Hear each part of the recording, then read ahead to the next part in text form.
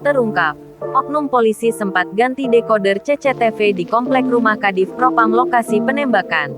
Aparat kepolisian ternyata sempat mengganti alat dekoder CCTV yang ada di pos keamanan Komplek Polri Duren 3, Kecamatan Mampang, Jakarta Selatan, di mana rumah kediaman Kadif Propam Polri Irjen Verdi Sambo berada.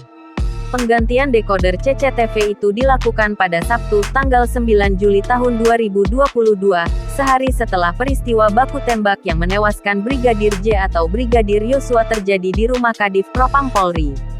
Hal itu diungkapkan oleh Ketua RT 05 RW 01, Maijen Pol Purn, Seno Soekarto saat diwawancara awak media di rumahnya.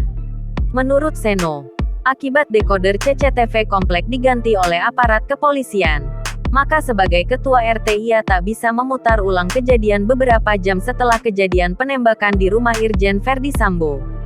Sehingga, ia tak mengetahui jenazah korban diangkut menggunakan mobil ambulans atau mobil pribadi.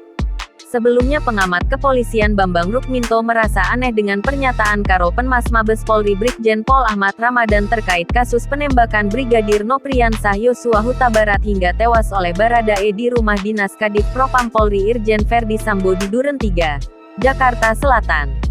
Menurut Bambang, pernyataan dari Brigjen Ramadan itu tidak masuk akal karena merasa aneh seorang ajudan berani melecehkan istri bosnya. Mengingat Yosua sudah 2 tahun melakukan pengawalan kepada istri Jenderal Bintang 2 tersebut dan sekaligus menjadi sopirnya. Bambang pun menduga, tembakan dari Baradae ke Brigadir Yosua sudah terukur dan dilakukan dari jarak dekat karena faktanya 5 peluru melukai bagian tubuh Brigadir Yosua.